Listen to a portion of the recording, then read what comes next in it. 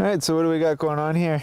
Well, we have maple sap boiling This smell is incredible. in a big iron cauldron over an open fire. Oh, the And- smell of the sap meets the fire I know. is like A bit of the smokiness. best. It's the best thing. I It's could smell awesome. it as soon as I pulled in the parking lot. That's right.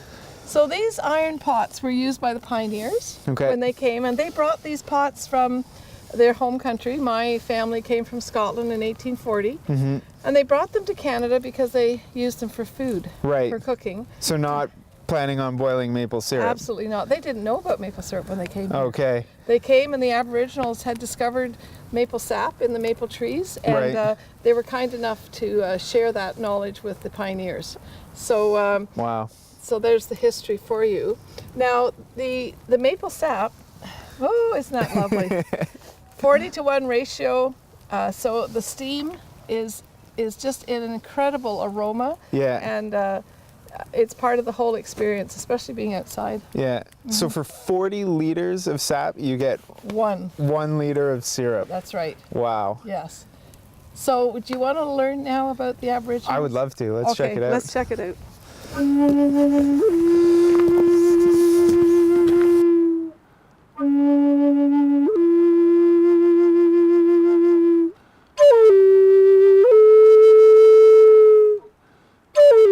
Okay, we're talking Aboriginal now, Hunter. Yes, okay. So this is a piece of sumac. Do you know what sumac is? I do. Turns a brilliant red in the fall. The color smells Yep. good, eh? Yeah, I'm So they familiar would with take that.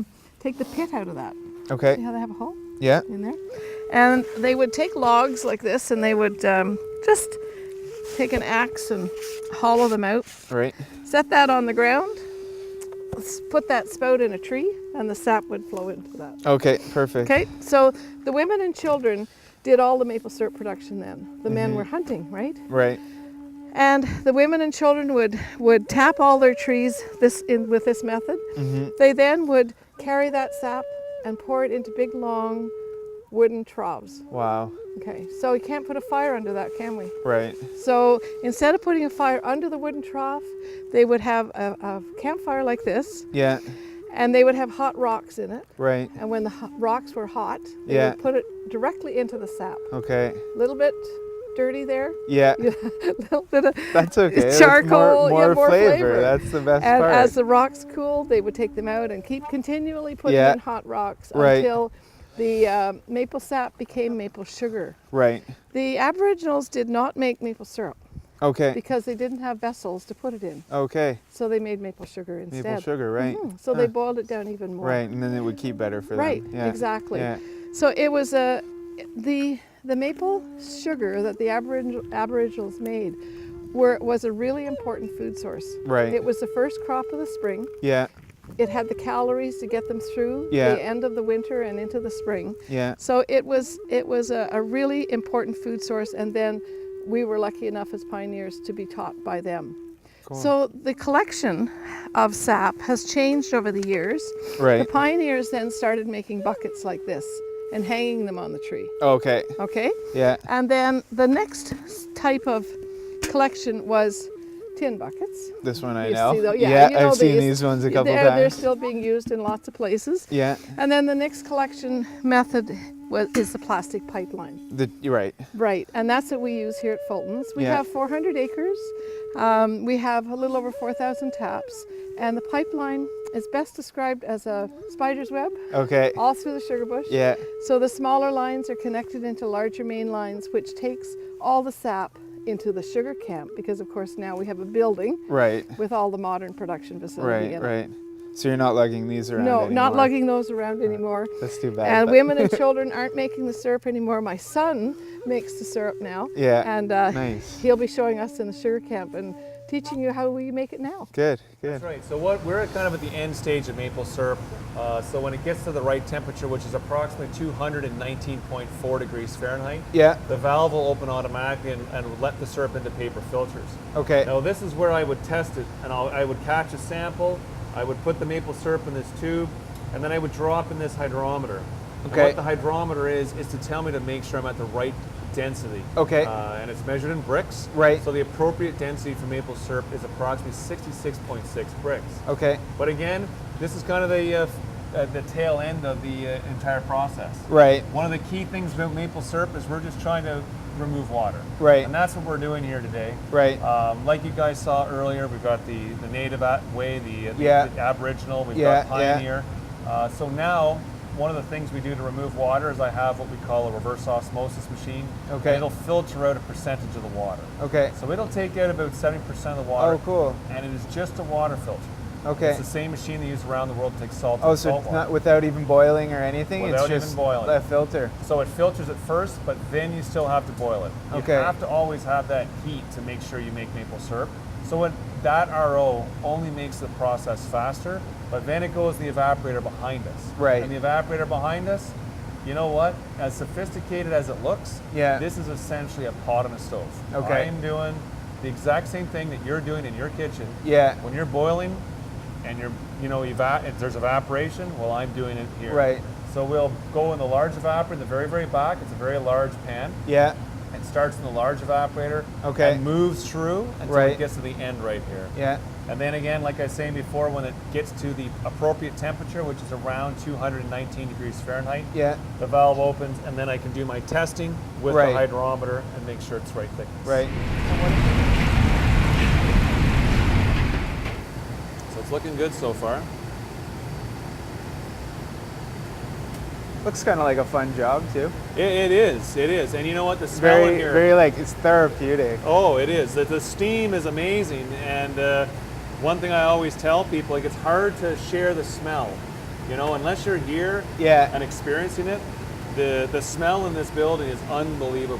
Before I came here, I was reading about a dish they used to do in Quebec. It was called a maple trumpet. Oh, okay, yeah. And what they do is they take like sliced bread, Yeah, and you would bring it right over the boiler, right. and you would take this, and you Oh, would just really? pour it like right over the bread, and it Oh, all wow. soaks in. Wow. And you would serve that with like a little bit of soft whipped cream and like Oh, some wow, some okay. grated maple sugar, So just and that's it. Yeah. that's your meal. That's Yeah, awesome. yeah. All right, chef.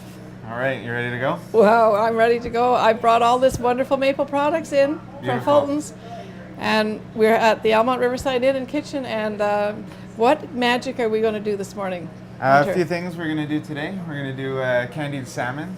Oh. So it's been brining in maple syrup for about 5 days now. 5 days. Yeah, Oh. yeah. We're gonna take it out. We're gonna smoke it for about an hour, and then we'll finish it in the oven, basting it with maple syrup the whole time. Oh my! I'm glad I'm hungry. Yeah, good, Good. good. I hope so. We're gonna do a maple Scotch egg. So we've Ooh. made maple sausage. We're Yes. gonna wrap around a soft-boiled egg, bread it, fry it. And we're gonna serve it with some pickled mustard seeds Oh and my. a little bit of your maple mustard and some fried sage.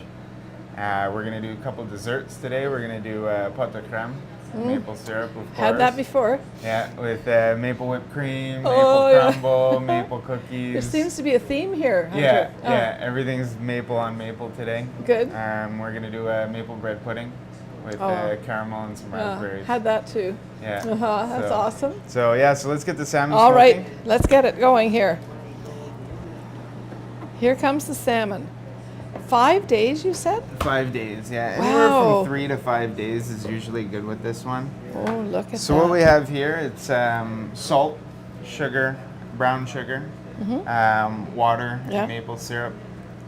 What's going to happen here is the salt is going to pull the moisture out of the salmon, Right. and then it's going to replace it with the brined maple kind of flavor. Kind of infuses it?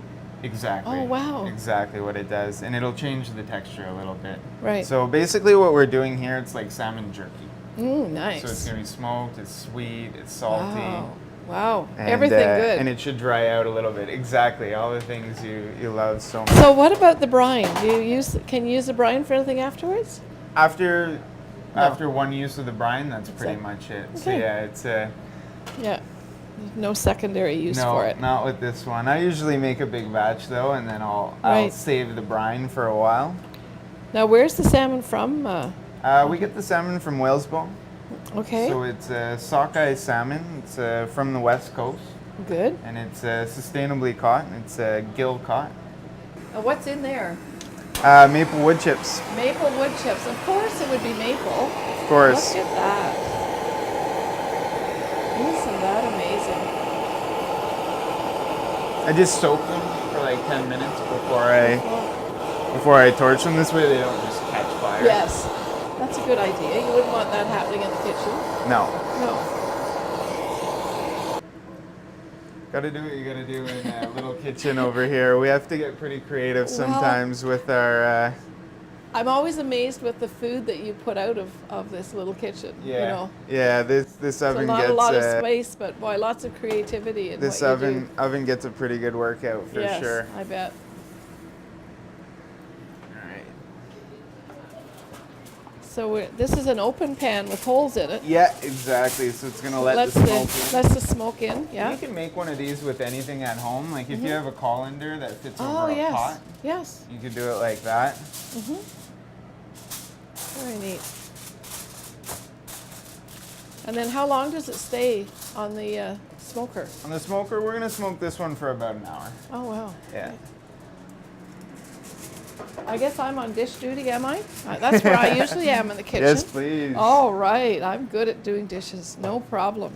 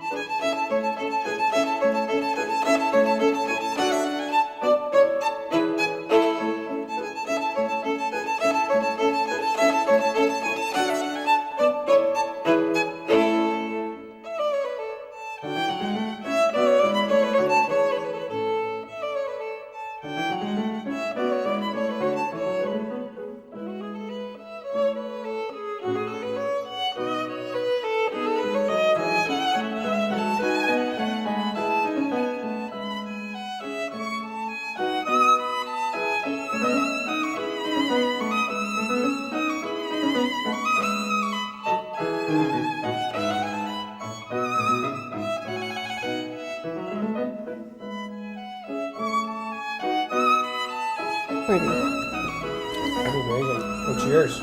Cheers for I think sure. that's Oh wonderful. wow. Oh my goodness. Cheers, Thank you, guys. Hunter. My pleasure. This is a very nice Thank you. Easter egg. Thank you, Shirley. Yeah. Wow. Now, could we come back again tomorrow, Hunter? Absolutely. We'll have a whole new menu planned out for you.